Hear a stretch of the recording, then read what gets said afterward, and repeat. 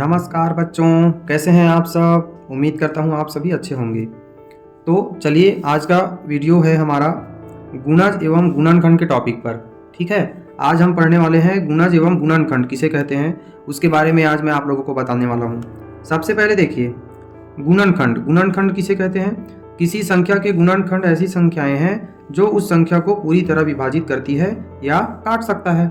ठीक है, गुणनखंड को ही अपवर्तक कहते हैं। अब यहाँ पे देखिए क्या कहा जा रहा है, ऐसी संख्या जो उस संख्या को पूरी तरह क्या कर सकती है, विभाजित कर सकती है या काट सकता है। ठीक है, तो यहाँ देखिए 8 का गुणनखंड मतलब 8 को ऐसी कौन कौन सी संख्या है जो काट सकता है ना। तो 8 को 1 भी काट सकता है ना। 2 चौके 8, 2 से भी कट जाएगा, 4 से भी कटेगा, 8 से भी कटेगा। वैसे ही 6 का गुणनखंड क्या है, 1 2 3 6।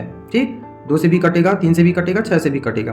अब 15 का गुणनखंड निकालते हैं तो क्या होता है, 1 भी है, 3 5 15 भी है, 5 3 15, 15 एकम 15। ठीक है, तो 15 का 4 गुणनखंड दिखा, है ना। अब इधर देखिए, किसी भी संख्या का सबसे छोटा गुणनखंड 1 होता है। ठीक है, यहाँ भी देख लीजिए आप लोग, 8 का सबसे छोटा गुणनखंड क्या हुआ, 1। 6 का सबसे छोटा गुणनखंड, 15 का सबसे छोटा गुणनखंड 1 आ रहा है ना। तो किसी भी संख्या का सबसे छोटा गुणनखंड क्या होता है, 1 होता है। ठीक है, और अगर आपको पूछा जाए कि किसी भी संख्या का सबसे बड़ा गुणनखंड ना, तो सबसे बड़ा गुणनखंड होता है वो खुद स्वयं। 8 का सबसे बड़ा गुणनखंड क्या होगा, 8।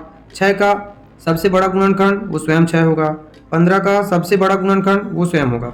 ठीक है, तो गुणनखंड समझ गए। गुणनखंड मतलब होता है कि ऐसी संख्या जो उस संख्या को काट सके।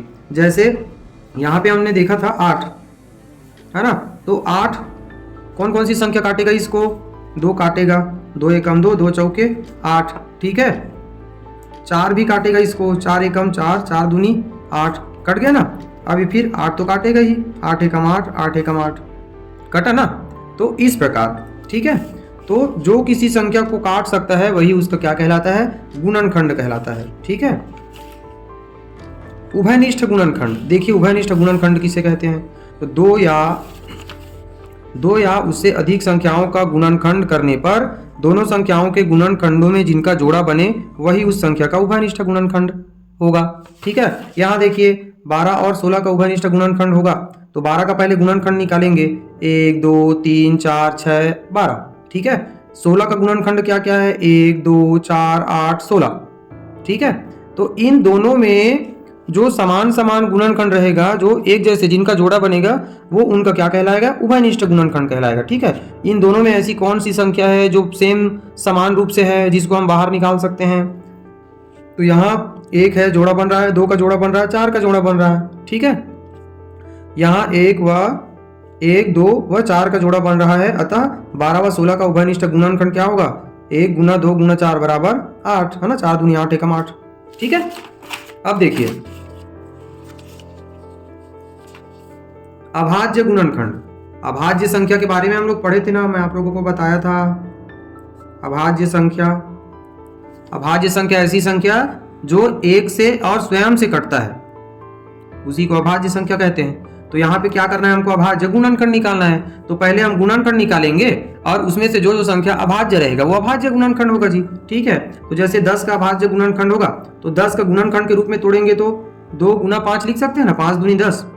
तो 2 भी अभाज्य संख्या है जो 1 से कटेगा और स्वयं 2 से कटेगा। 5 भी अभाज्य गुणनखंड है ना, अभाज्य संख्या है, 1 से कटेगा और स्वयं 5 से कटेगा। तो 10 का जो गुणनखंड है वो दोनों संख्या अभाज्य गुणनखंड होगा। ठीक है, ये दोनों ही अभाज्य संख्याएं हैं। अब देखिए इधर 675 का भाज्य गुणनखंड है, तो 675 का भाज्य गुणनखंड क्या होगा। तो सबसे पहले देखिए इनको आपस में गुणा करने पर 675 किस संख्या में आएगा, तो हम कैसे पहचानेंगे। तो सबसे पहले 675 का लघुत्तम समापवर्त निकालिए। 675 का लघुत्तम समापवर्त निकालिए। तो निकालेंगे तो क्या होगा, सबसे पहले 2 से काट के देखेंगे, 2 से तो नहीं जाएगा क्योंकि इकाई में 5 है। तो 3 से जाएगा, 3 दूनी 6, 3 दूनी 6, 1 बचा, 15 बना, 3 5 15। अब फिर 3 से 3 7 21, 1 बचा, 15 हुआ, 3 5 15। अब फिर 3 से लेके जाके देखो, 3 दूनी 6, 1 बचेगा, 15 बनेगा, 3 5 15, 5 5 25, 5 एकम 5। ठीक है, तो इनका गुणनखंड क्या निकला, 675 का गुणनखंड क्या निकला, 3 गुना 3 गुना 3 गुना 5 गुना 5। ठीक है, अब इसको ऑप्शन में देखो कहाँ पे है, 3 गुना 3 होना चाहिए, नहीं है ऑप्शन ए में, यहाँ भी नहीं है। ऑप्शन नंबर बी में देखिए, 3 गुना 3 गुना 3 गुना 5 गुना 5। ठीक है, 5 पंचे 25, 25 तिया 75, और 75 में फिर 3 का गुना करेंगे, फिर 3 का गुना करेंगे तो हमारा क्या आएगा, 675। ठीक है, तो ये ऑप्शन नंबर बी।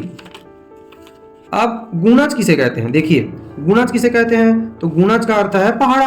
किसी संख्या के पहाड़ा पढ़ने से जो संख्या मिले वही उस संख्या का गुणज होता है। ठीक है, एकदम सरल। अगर किसी का गुणज आपको पूछा जाए तो बस आपको पहाड़ा पढ़ देना है। जैसे 4 का गुणज बताओ बोलेंगे, 4 का क्या बताओ, गुणज बताओ बोलेंगे, तो क्या करना है, 4 का पहाड़ा पढ़ देना है। 4 एकम 4, 4 दूना 8, 4 तिया 12, 4 चौक 16, 4 पंचे 20, 4 छक्के 24, 4 साते 28, 4 आठे 32, 4 नियम 36, 4 दहम 40, और आगे बढ़ेंगे तो 44, और आगे बढ़ेंगे तो 48, ऐसे ये इसका गुणज हुआ। ठीक है, 3 का बोलेंगे तो 3 का गुणज बोलेंगे तो 3 का पहाड़ा लिख देना है, 3 दूनी 6, 3 तिया 9, 3 चौके 12, 3 पाँचे 15, 3 छक्के 18, 3 साते 21, 3 आठे 24, 3 नियम 27, 3 दहम 30, 3 ग्यारह 33, 3 बारह 36, ऐसे। ठीक है, समझ में आया ना कि गुणज का अर्थ क्या हो गया, गुणज का अर्थ हो गया पहाड़ा, है ना। किसी भी संख्या का गुणज निकाला है तो उसका पहाड़ा पढ़ देना है। जैसे यहाँ 5 का गुणज निकाला है ना, 5 एकम 5 दूनी 10, 15 20 25 30 35 40 45 50 55 60 ऐसे जाएगा। ठीक है, अब यहाँ पे एक सवाल देखिए, 5 का 25 से कम गुणज है, तो सबसे पहले 5 का गुणज निकालेंगे, तो 5 का गुणज निकालेंगे तो 5 का पहाड़ा पढ़ते जाएंगे, लेकिन वो 25 से कम रहना चाहिए। ठीक है, तो 25 है, ये भी नहीं आएगा। 30 25 से ज़्यादा है, 35 भी गुणज है लेकिन ये 25 से ज़्यादा है, हमको 25 से कम लाना है, तो हमारा ऑप्शन नंबर ए 20 हमारा उत्तर हुआ।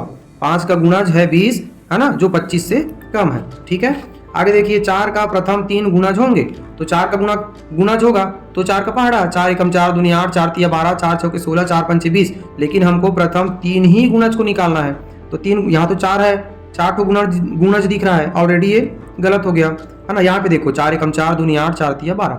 ठीक है, ये ऑप्शन नंबर बी। गुणज को ही अपवर्त्य कहते हैं, इसको याद रखना। ठीक है, क्योंकि कई बार गुणज शब्द की जगह में अपवर्त्य शब्द लिख के आ जाएगा, अपवर्त्य की जगह में गुणज शब्द लिख के आ जाएगा। ठीक है, तो इसको याद रखिएगा। अब आगे देखिए, आगे दिया गया है उभयनिष्ठ गुणज। जैसे हम उभयनिष्ठ गुणनखंड निकाल रहे थे ना, वैसे ही उभयनिष्ठ गुणज। अब उभयनिष्ठ गुणज मतलब होता है अगर किसी संख्या के गुणजों का जोड़ा बन जाए तो हम उसे उभयनिष्ठ गुणज कहते हैं। ठीक है, जैसे 6 का और 8 का, 6 का और 8 का उभयनिष्ठ गुणज हमको पता करना है, तो पहले 6 का गुणज लिखो, 6 एकम 6, 6 दूनी 12, 6 तिया 18, 6 चौके 24, 6 पंचे 30, 6 6 36, 6 साते 42, ऐसे पहाड़ा लिखेंगे। ठीक है, अब उसके बाद 8, तो 8 कर निकालो, 8 दूनी 16, 8 तिया 24, 8 चौक 32, 8 पंचे 40, 8 छक्के 48, 8 साते 56। देखिए यहाँ क्या चीज आपको बराबर दिख रहा है, तो आप कहेंगे 24। ठीक है, तो इनके गुणजों में ऐसी कौन सी संख्या जिसका जोड़ा बन रहा है, तो 24 बन रहा है, तो 6 व 8 का उभयनिष्ठ गुणज क्या होगा, 24 होगा। ठीक है, तो ऐसे आपको उभयनिष्ठ गुणज निकालना है। अब इसका शानदार एक ट्रिक है, देखिए, जिस संख्या का उभयनिष्ठ गुणज पूछे उन संख्याओं का लस निकाल देना है। ठीक है, लघुत्तम समापवर्त निकाल देना है। जैसे यहाँ 5 व 11 का उभयनिष्ठ गुणज क्या होगा पूछ रहा है ना, तो 5 व 11 का उभयनिष्ठ गुणज होगा, तो 5 का गुणज निकालेंगे पहले, 5 10 15 20 25 30 ऐसे निकालते चलेंगे। ठीक है, उसके बाद 11 का निकालेंगे, 11 22 33 44 55 66 77 88 99 ऐसे निकालते चलेंगे, है ना। अब इन दोनों में ऐसी कौन सी संख्या है जिसका जोड़ा बन रहा है, तो 55 है। ठीक है, तो इन दोनों का उभयनिष्ठ गुणज क्या हो गया, 55 हो गया, है ना। अगर आपको इतने सारी संख्याओं को गुणज को निकालने के समय को बचाना है तो सबसे सुंदर और शानदार ट्रिक क्या है, जिन दो संख्याओं का गुणज का उभयनिष्ठ पूछेगा ना, उन दोनों का लसा निकाल देना है। क्या निकाल देना है, लसा निकाल देना है, लघुत्तम समापवर्त। ठीक है, तो यहाँ 5 व 11 का निकालो बोला है, तो 5 व 11 का लघुत्तम समापवर्त निकाल देंगे तो जो आएगा वही उसका उभयनिष्ठ गुणज होगा। तो 5 और 11 का लसा निकालो, तो 5 स्वयं से जाएगा, 5 एकम 5, 11 नहीं कटेगा तो उतार लो 11 को, तो 11 एकम 11। तो क्या आया इसका, सॉरी क्या आया इसका गुणज, 11 पंचे 55 प्लस इसका 55 आया। तो यही इन दोनों का उभयनिष्ठ गुणज होगा। ठीक है, तो आपको इतने सारी संख्याओं को निकालने की जरूरत नहीं है। अगर जिन दो संख्याओं का उभयनिष्ठ गुणज पूछे आपको तो उन दोनों का लघुत्तम समापवर्त निकाल देना है और उनका आपस में गुणा कर देना है, वही उसका क्या होगा, उभयनिष्ठ गुणज होगा। ठीक है बच्चों, आज इस वीडियो में हम इतना ही जानेंगे। अगले वीडियो में इससे संबंधित मैं बहुत सारे सवाल लेके आऊंगा आप लोगों के लिए, बहुत सारे सवाल यहाँ बना के रखा हूं मैं। ठीक है, तो अगले वीडियो में मैं आप लोगों को इनसे संबंधित सभी सवाल कराऊंगा।